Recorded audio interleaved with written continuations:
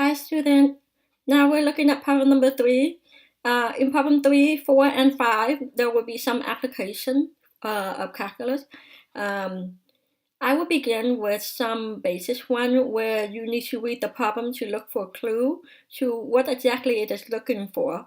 Remember, in calculus, so far we have explored the idea of limit,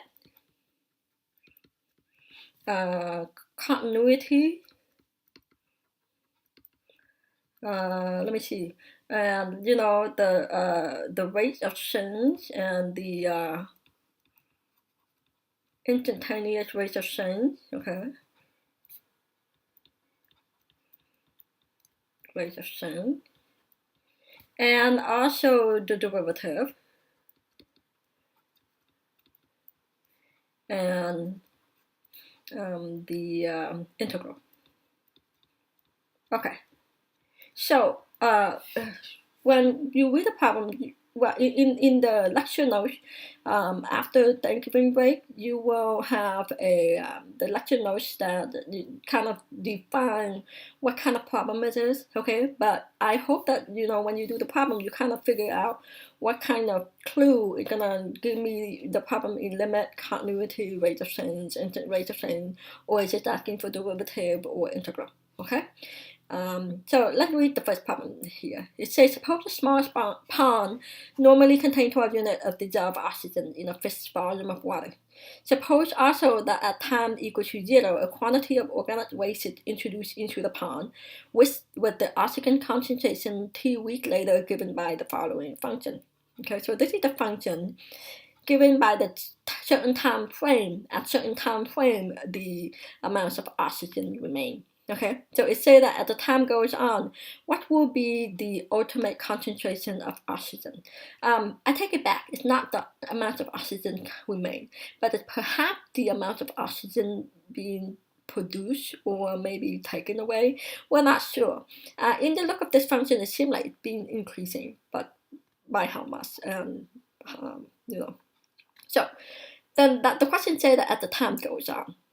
Okay, it's very general. It didn't say that, when the time is 2 weeks, where is the concentration of oxygen is, or at the time of 4 weeks, where is the concentration of oxygen is, or something like that. But here's the clue: it says the ultimate concentration of oxygen. That sounds to me. Okay, sorry about that. Let me go back to my notes here. That sounds to me they're talking about the limit. What is the limit? The maximum concentration, the ultimate concentration of oxygen is. So in this situation right here, we just have to begin with, finding some value here, okay? So let's start with the solution. Let's begin with setting some t value.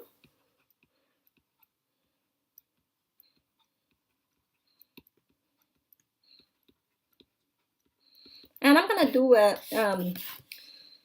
with the first value, and then after that you want to see what's going on here. Let's say that I set t equal to 2 weeks. Okay, so then the concentration at 2 weeks is going to be, and we're just gonna plug it in. So it's gonna be 12 t squared minus 15 t plus 12, and then divide by t squared plus 1. And then I'm gonna plug in the number 2 here. Okay. And with some basic arithmetic calculation, we have t. F of 2 is 6 units. Okay. And I would say, what if I have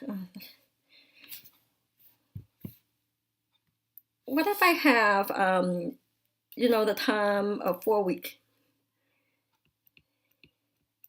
Well, if I plug it in, I'm gonna have approximately 8.5 at the unit at the value.